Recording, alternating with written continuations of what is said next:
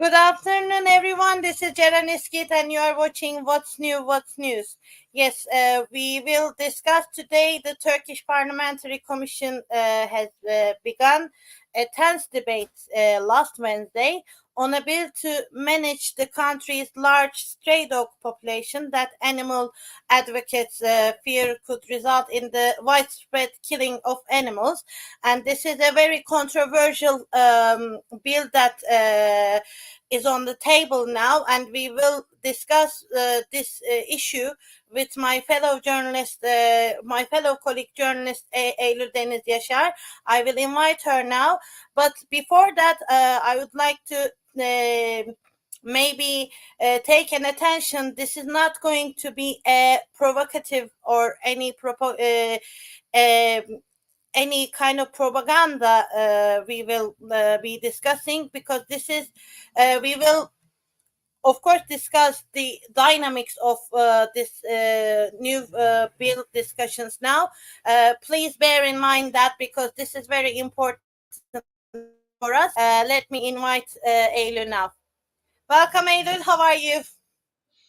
Thank you, Ceren. Very sleepless and tired, as we all are, because of the debates in the parliament have been going on till 4 a.m., 5 a.m. in the morning last week, and we have been following this closely. And I think this debate is very important today. Thank you for having me.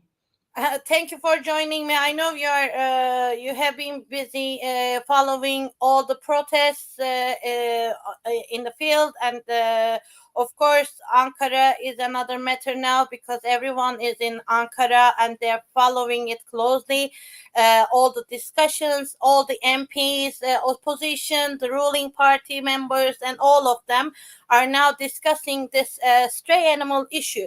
It is kind of an issue in Turkey. We cannot deny that. We have to admit that. But what is the main idea of putting up this discussion at the beginning over the last maybe 2 months now? It's ongoing discussion, and the debates has begun.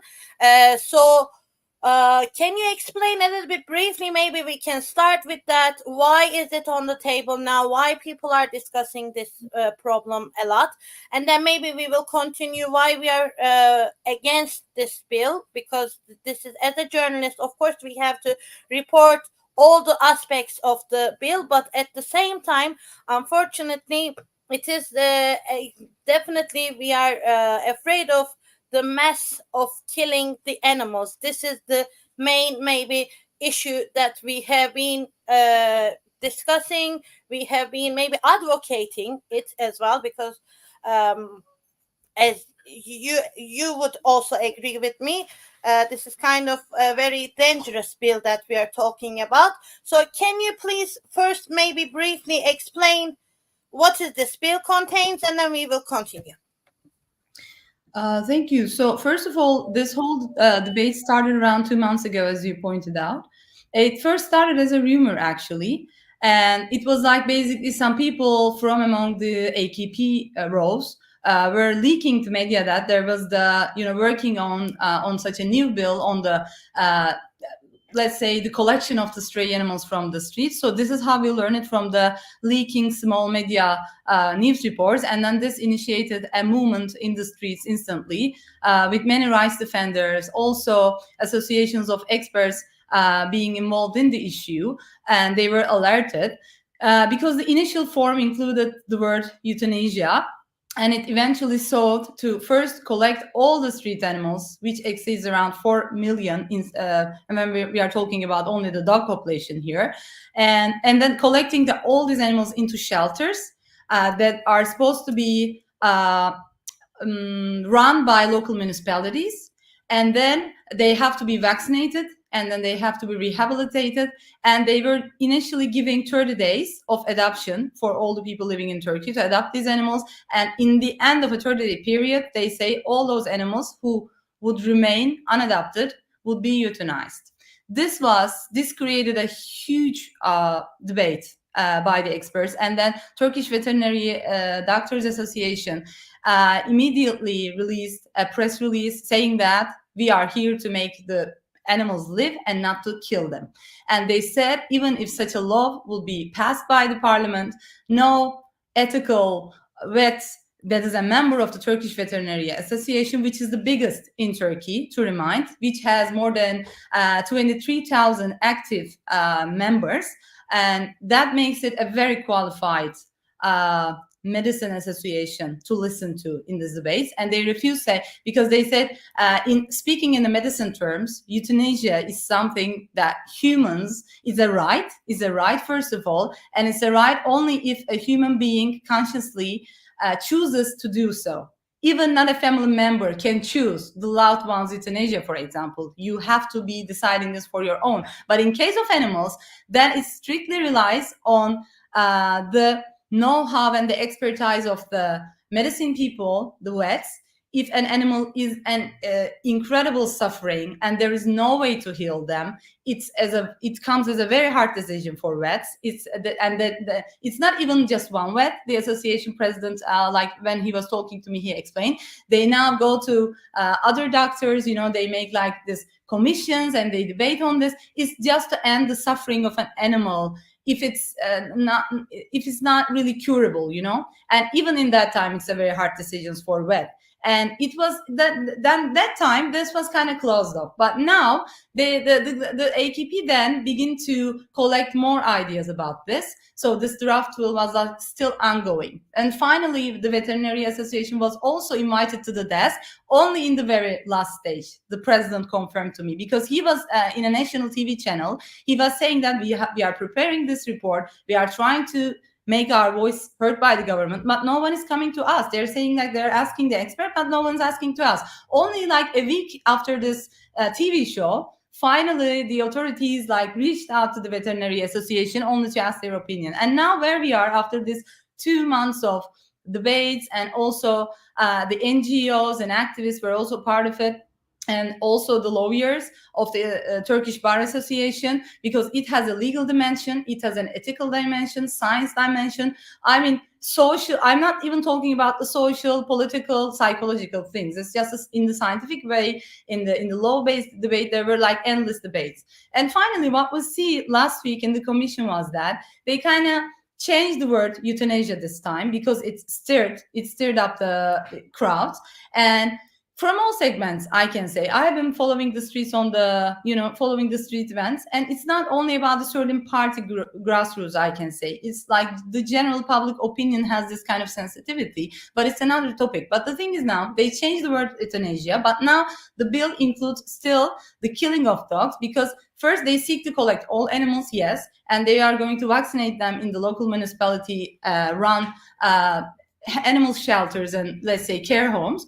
And then this time they're not giving this 30 days to adopt, but now instead of euthanasia, they are referring to another article of the previous law, which again leaves an open end to the killing of dogs based on really vague statements. Like, let's say there are very vague statements that now the veterinarians are calling for an explanation, because if you're creating a law, you cannot make it this way. I mean, the framework is very wide, and now the experts are afraid that some local municipalities who do not necessarily act on goodwill might actually use the openness, the vagueness of this new draft bill to mass kill hundreds, if not thousands of dogs.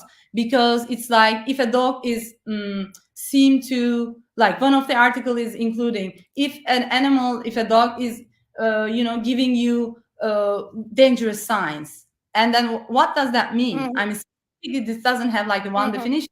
And the expert is asking, if a dog barks at you, is it a sign to be like a dangerous animal? So like, what is the criteria? The criteria are not clear, and therefore just the elimination of the word euthanasia does not comfort the consciousness thinking people right now, and the experts are definitely against it.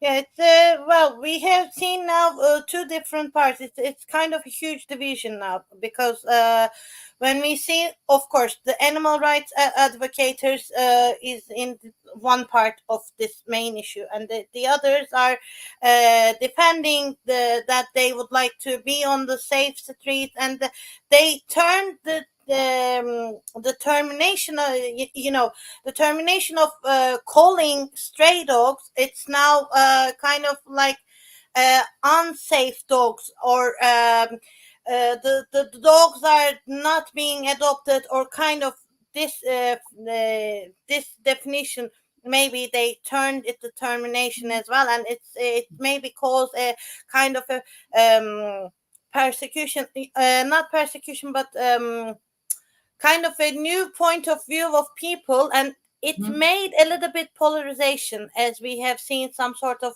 incidents now, especially when an individual just wanted to, feed the dog or feed the animals. We don't have only stray dogs on the streets. We have many of cats, and Istanbul is very famous with their, with its cats as well. So the other part of the people who doesn't feel safe on the streets, now they are attacking, physically assaulting people just because of this. So how did it cause such problem and getting bigger and bigger all the day by day, actually? And it's kind of a dangerous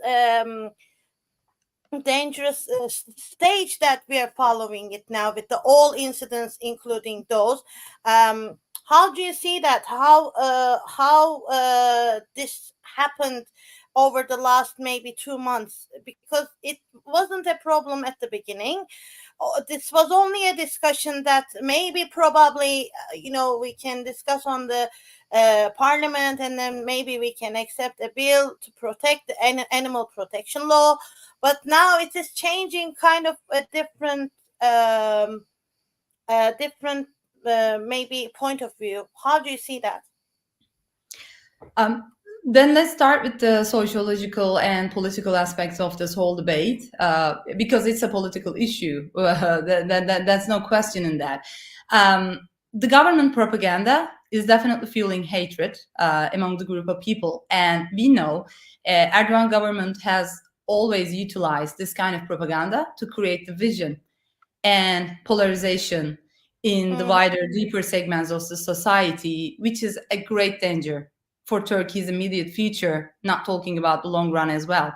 We will see this kind of incidents have a risk to increase on a daily basis. It was just yesterday, a mother and her daughter was attacked by their own neighbors just because they were feeding their cats, and they were like really injured. And this is not okay. Violence creates more violence, and we cannot just see people beating up each other on either sides. I mean, because this can create in the long run, like if you're trying to defend a street animal on your street and people are trying to attack these animals, and we see now this kind of a bill becoming legalized, and we have been already living in an environment where the lives of the street animals were not safe. We just seen lots of like cases that an ordinary man comes to kill a street dog, poison them, kill them. Just a small cat was beaten up in an elevator just like a few months ago by a man. And there were already, the punishments were not enough. This kind of violence has a potential to grow.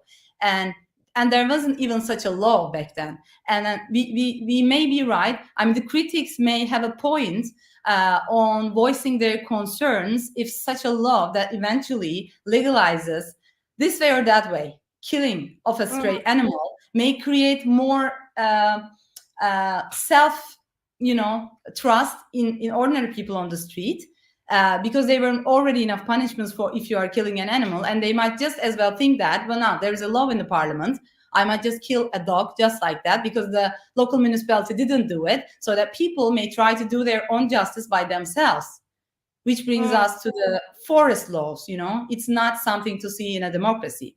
And when we talk about the sociological and rights-based debate going on around this issue, there are many valuable opinions out there that shed light into how a democracy should handle a problem. So no one is telling that there's not a problem. There is a problem. That's like we have a consensus on this one. There are way too many street animals, but then it's only about how to solve this problem and how to solve this on a rights-based, facts-based, science-based approach, and not for we should know as the citizens, ordinary citizens, that no authority, no political government is utilizing people's pain, the pain of the families of the victims, for their own political sake.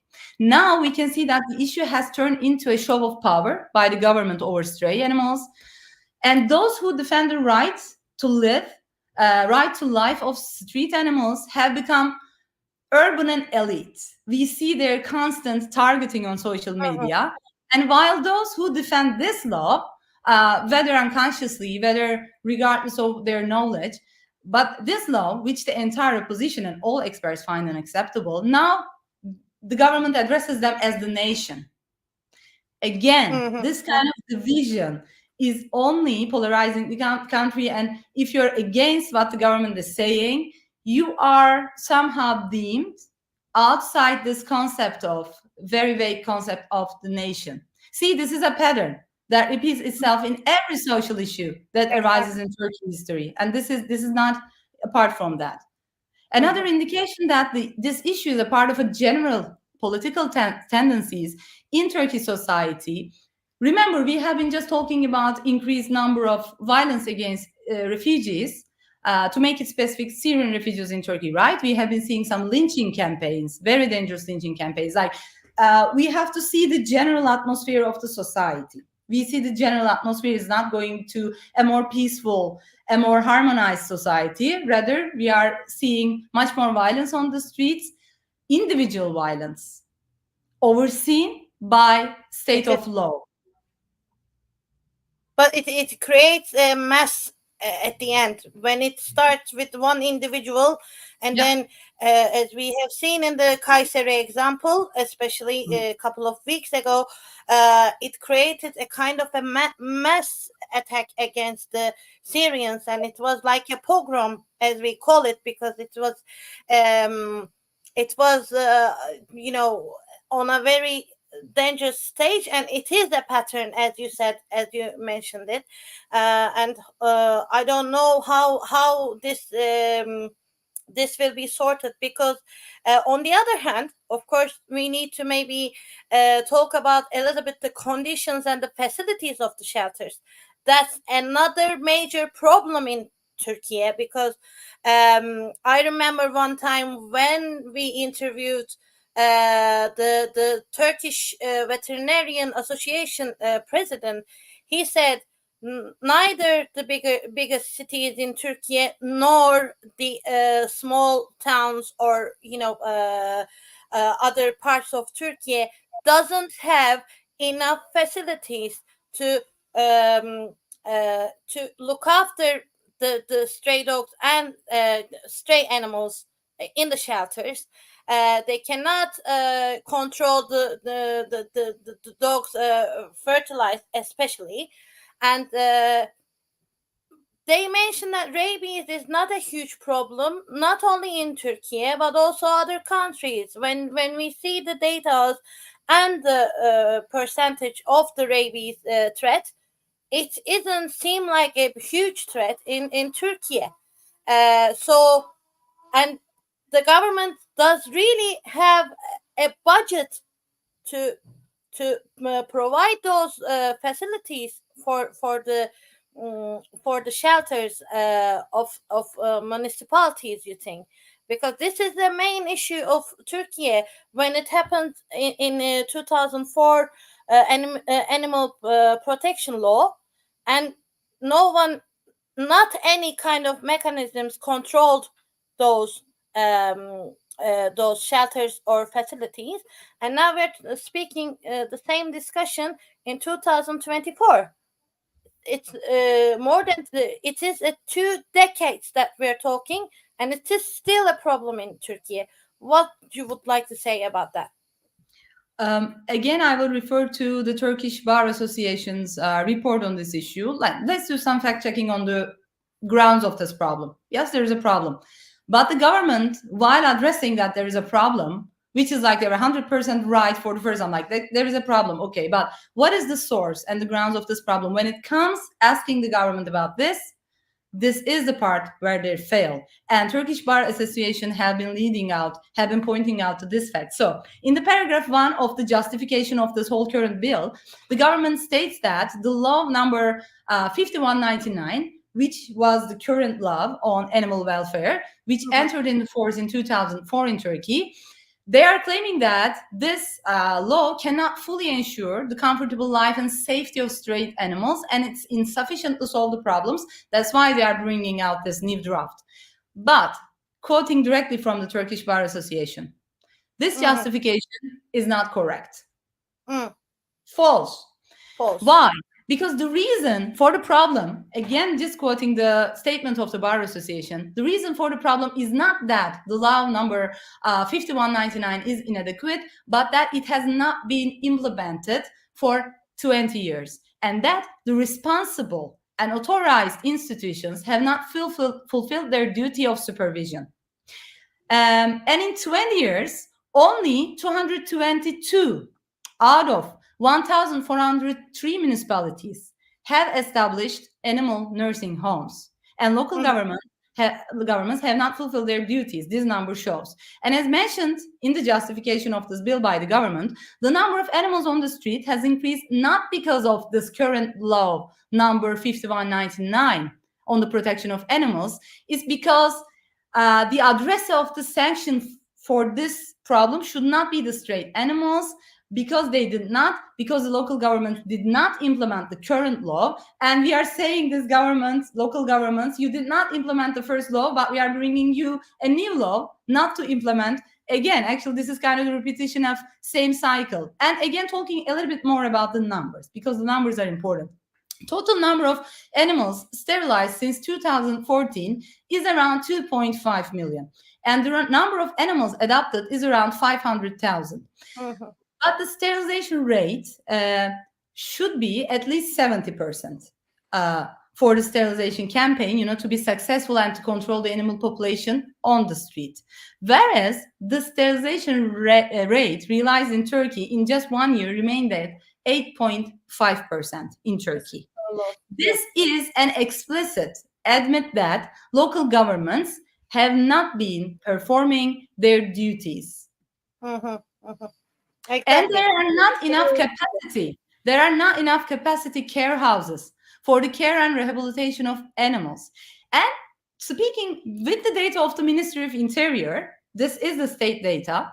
According to the data of the Ministry of Interior, the total number of municipalities in our country as of 2024 is 1,403. If this proposal becomes law, which we expect to be happening on Monday, and President Erdogan was just basically giving the directive that this should pass before the parliament goes to recess. Now we can foresee that on Monday this will become the law. So the number of municipalities is around 1,400, and where will 4 million approximately, it's probably more than that, plus 4 million stray animals will be collected? Where will they be vaccinated? What cannot be done in 20 years is expected to be done by the local government in the next 40 years, as the proposal suggests. It seems like impossible, because when you see the population, especially for the stray animals, it seems like it will take quite a long time to control those sterilization, even though it happened in 2004, as we mentioned before. I don't see any kind of maybe making it practical, and after this bill passed, would that be any kind of potential you see that they will follow the law and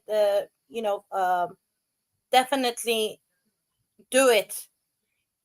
With all the ambiguities in the law, which I just now open in my document here, because the statements are really important in the current law. Like, so we said that they eliminated the word euthanasia, right? And we know they do not by any means have enough space to collect all these animals. The data is out there. I mean, this is not a propaganda. We are not exaggerating. The number of the facilities is way much lower than the population of the street animals. That's a fact. And now, looking at the law again, what it includes about when an animal could be considered to be killed. Let's see. They say one of the grounds is the animal is aggressive. Another grounds is it has an infectious and incurable disease. It poses a danger to public safety, which is a great ambiguity. What is public safety? In what circumstances an animal, a living thing, could be considered as a danger to public safety? It carries an infectious disease, but if the infectious diseases are like not just rabies and something, there are numbers of infectious disease, and some of them are curable, some of them are cured in a longer time, in shorter time.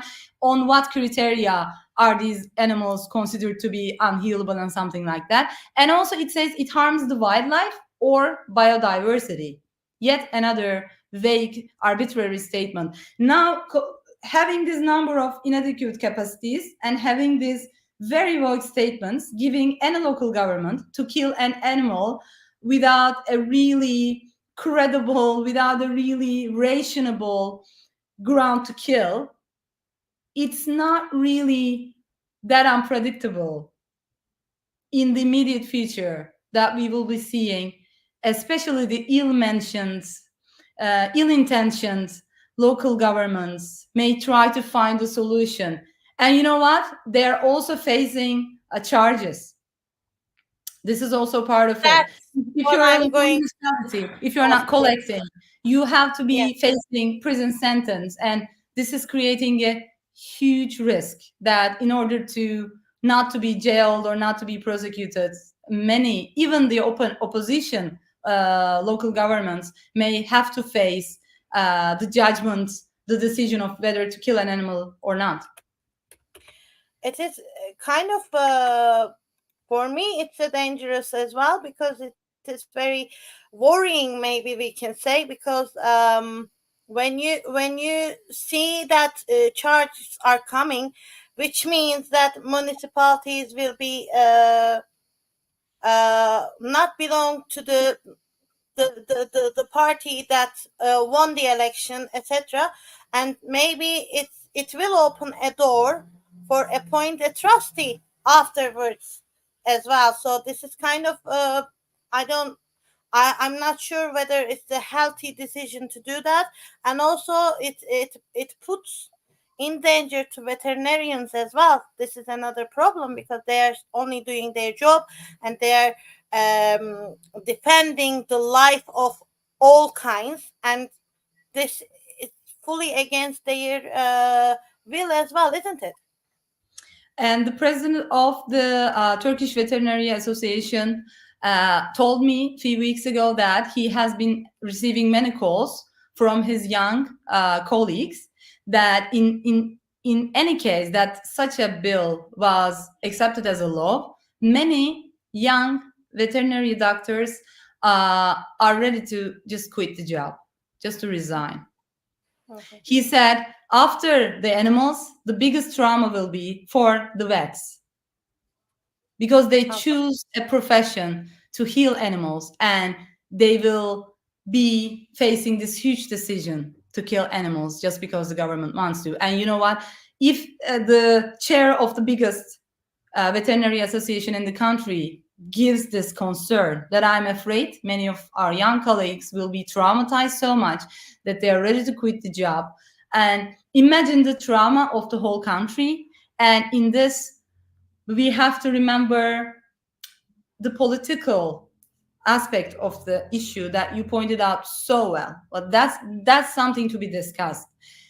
In 20 years, we know in the last election, Erdogan's AKP has, for the first time in more than 20 years, seen the second rate in the general elections, which caused them to lose the majority of the local governments as well. And this timing is everything in politics. Nothing happens as a coincidence, especially in Turkey, in Middle East. Not at all. Not at all. I mean, we should be very naive or liars to, if we are not speaking as journalists about certain political connotations, as you pointed out. Like, this is a responsibility. And this is what the critics are discussing as well. So we cannot oversee these opinions that. Also, the CHP leader, Özgür Özel, has voiced these concerns that the government may be seeking some kind of political revenge, and they're trying to polarize local governments won by the opposition parties, not just CHP in this case. We can include İYİ Party, DEM Party, Refah Party, New welfare, yeah. million. And all opposition parties, regardless of their political views, you see many opposition parties do not come all together at once in Turkey on a certain topic. I mean, it varies. But in this one, both the right-wing Islamist Refah Party, both the pro-Kurdish, pro-democratic Kurdish party, both the mainstream, the main Kemalist party CHP, both the nationalist E party, all these different political parties are uniting as one against this bill. And because they see that this is something of a political tool by the government, and they're also suspecting that, yes, this is a problem, but if you ask a certain citizen in the street, ask them, give us the 5 most important problems in Turkey. Would the dog problem would be even in the first 5 or the 10? When we have the highest inflation rate, when we have the highest devaluation of Turkish lira, when people are literally starving out of unemployment, look at the retired people. The retired people, they don't have any money to survive. Look at the public officers. They do not have enough money to survive. I mean, there are so many economical problems and so many problems related to this economy. I mean, it's not, why is the government right now, right after this election, handles this dog issue as the first problem to deal with? So they're looking for more political motives behind it. Obviously, we are not in a position to exactly tell what this might be, but one of the implications, one of the suspicions might be that they might try to put people against the local governments, and so that they can also put some punishments to some elected mayors.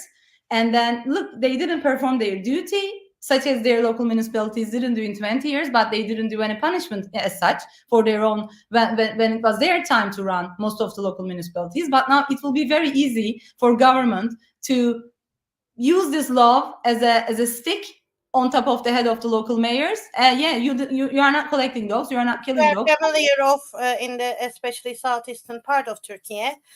And for them, they don't even need an excuse, honestly. I mean, you see but now they see a wider reaction from the society. They might still as well thinking that it's not as easy to point a trustee to a Kurdish mayor right now, because the democracy front is expanding and more voice from the west of the country is rising.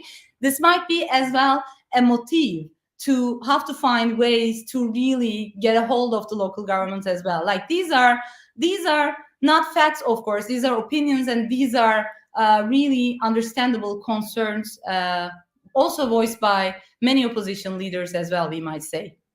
Mm-hmm, mm-hmm.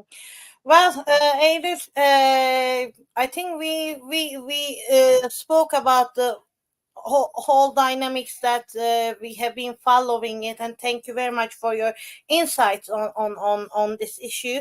Is there anything else you would like to add before we close this debate? Just one thing, maybe, as one last thing to say as a note. What the solution could be. Let's end like this, because yes, we can't forget to do it, because all these associations like the Bar Association and the Veterinary Doctors Association, they have not just been criticizing the law, but they have been proposing solid, scientific, rights-based solution to the government.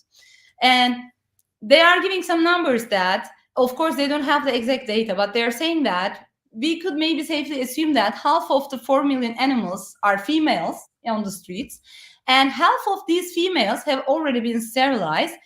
Now, the experts are stating that the number of animals to be sterilized on the street can be around 1 million. That is far away from collecting all the animals. We can still separate those already vaccinated and not. And then if we as nationwide organize a sterilization campaign to be started and conducted immediately, spread over time, they emphasize, this number of animals can be sterilized within a few years with the existing means of the state. Not a single more 1 penny has to be, put into the budget. With the current existing means, in a few years, we can just do the sterilization of the 1 million animals, and this will be still at the controllable level. And against rabies was something that we forgot because the topics was so hot. The government is using that rabies cases are increasing and everything. But, both the World Health Organization and the Organization of World Animal Healthcare, they have been stating numerously that the solution of the rabies is not the extinction or the mass killing of the animals carrying the rabies. Vaccination. This is universally accepted. I mean, it's not only now the national experts, the international animal rights and the international solution makers are telling you that with a proper vaccination campaign, vaccinate them, like collect them, vaccinate them, do the treatment, and then put these animals back to their original habitat. In this case, it's the streets. In this case, it's the streets, because these animals have been living on the streets and their natural habitat have become the streets. Because let's face it, animals do not choose where to live. We built the cities. This is our planet. And I'm a climate journalist. I try to be one. And in the era of climate change, we cannot be rationalizing the mass killing of any species as a solution. We have to be better than this as humanity. Thank you. This is my last words. Thank you. Thank you. It sounds like really straightforward to the point, and thank you very much for it. And I agree. I agree with you, Eylül. Thank you very much for joining me today. We came to an end now. Thank you. Have a lovely weekend, Eylül, and hopefully we will come up with other issues soon as well. Thank you very much. Thank you, Ceren. As we said, this is sorry about the noise. I'm out of the town now, but as we have seen, it is a very complex issue, but the solution is very basic actually, and we can definitely, for the stray animals, we can definitely sterilize them. We can definitely maybe microchip them. We can look after them, heal them, and then maybe they can go back to their natural habitats. This is the main defense that we have been doing. So as a journalist, I'm sorry, but I cannot be so objective on that, because I love stray animals as well. I look after them. I used to have 2 dogs in my house, and they both were adopted. May they rest in peace. So yeah, this is nothing that I can be objective, unfortunately. As a journalist, I have to maybe put some public awareness as well. So yes, we came to an end for this week.